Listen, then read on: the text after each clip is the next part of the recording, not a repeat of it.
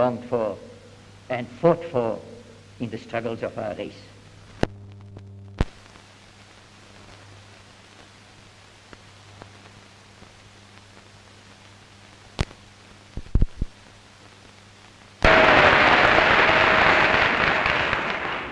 We have victory. A remarkable and definite victory. A bright gleam has caught the helmets of our soldiers and warmed and cheered all our hearts.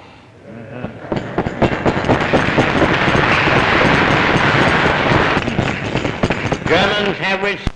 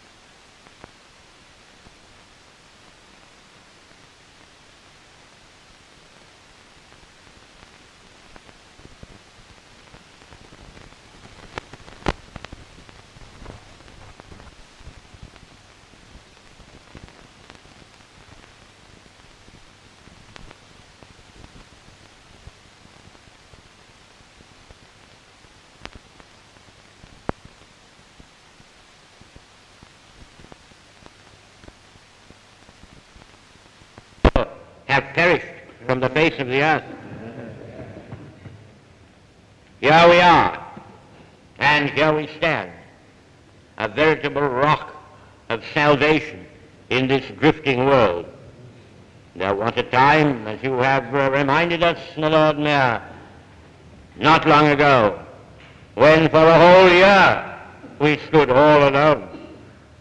Those days, thank God, are gone. We now move forward in a great and gallant company.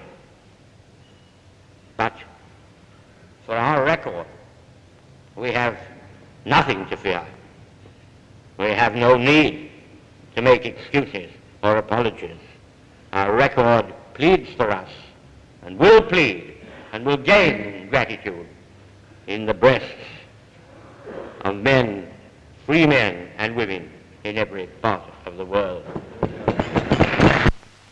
Of Nazi and fascist tyranny, to open the Mediterranean to Allied sea power and air power, and thus effect the liberation of the peoples of Europe from the pit of misery into which they have been cast by their own improvidence and by the brutal violence of the enemy.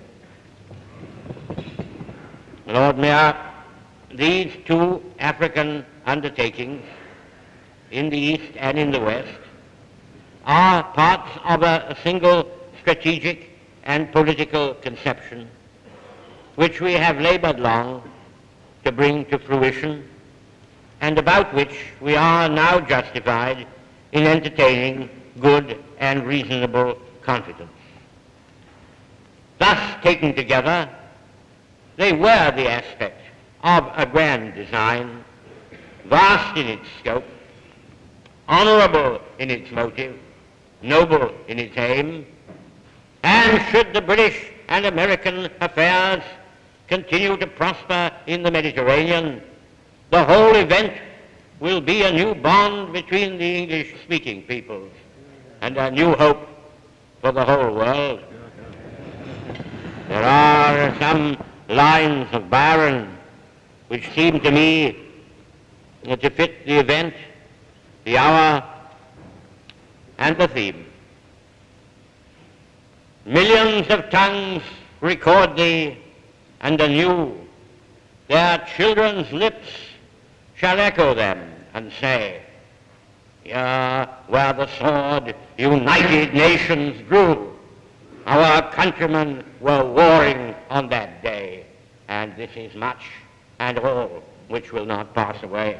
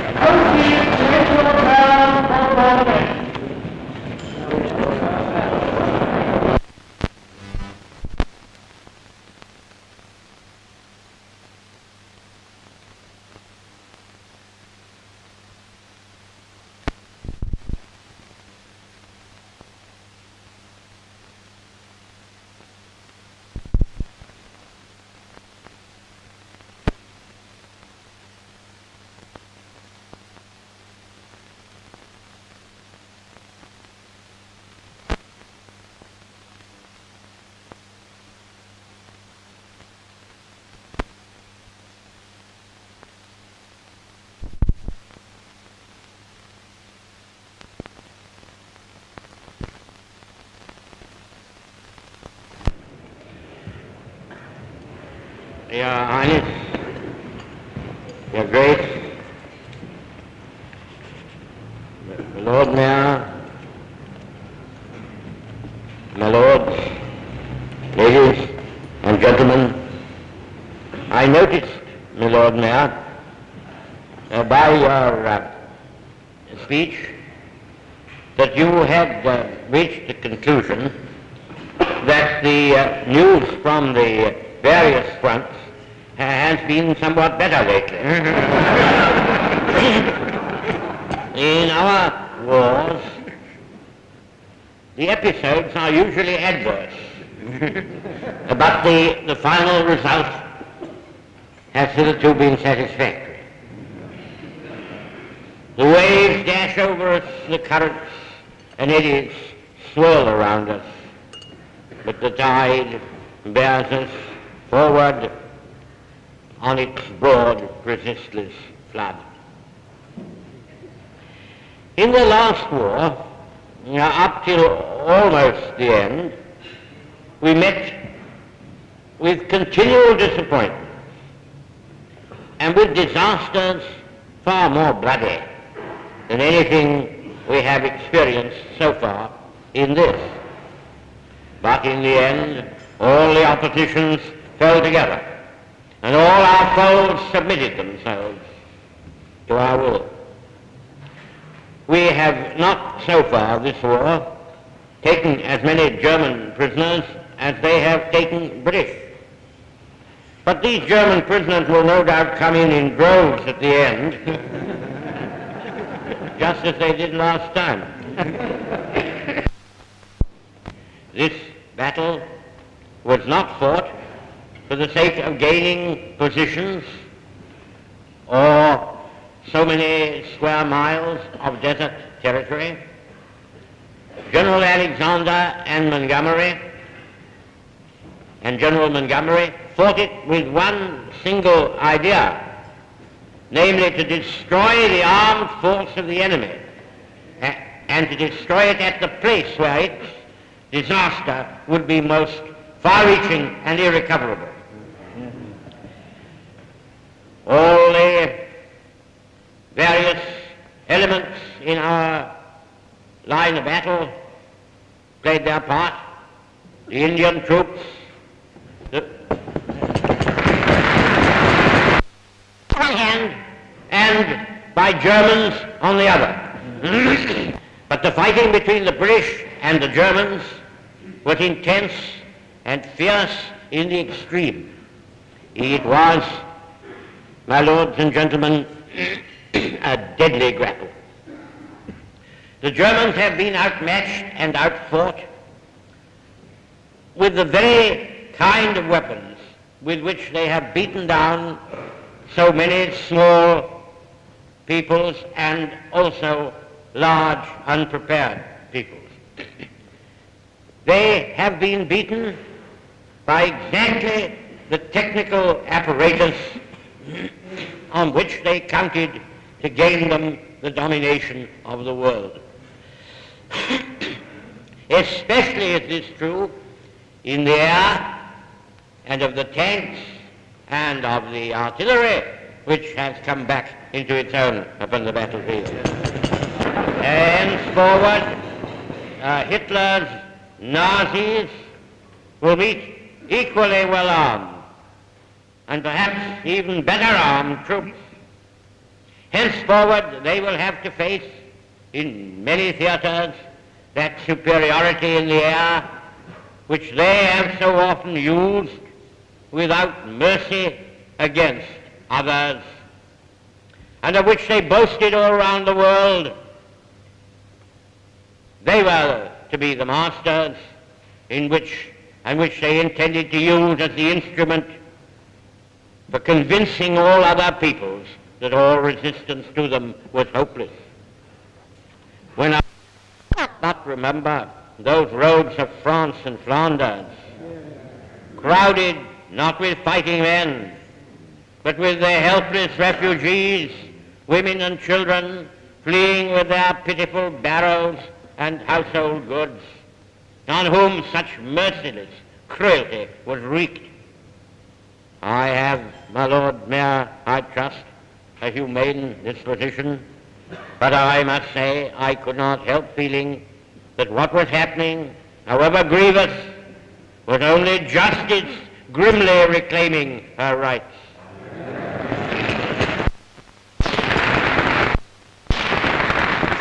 An enterprise under United States command, but in which our Army, our Air Force, and above all our Navy are bearing an honorable and an important share. Very full accounts have been published of all that is happening in Morocco, Algeria, and Tunis.